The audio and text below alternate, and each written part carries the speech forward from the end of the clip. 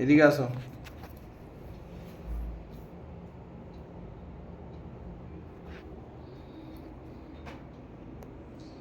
তিন্নি, তুমি কার কাছে?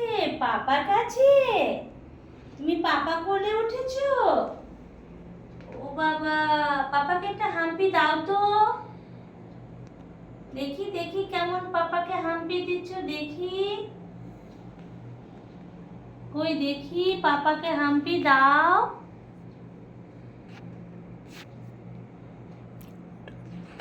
পাপাকে হাম্পি দাও, পাপাকে হাম্পি দাও।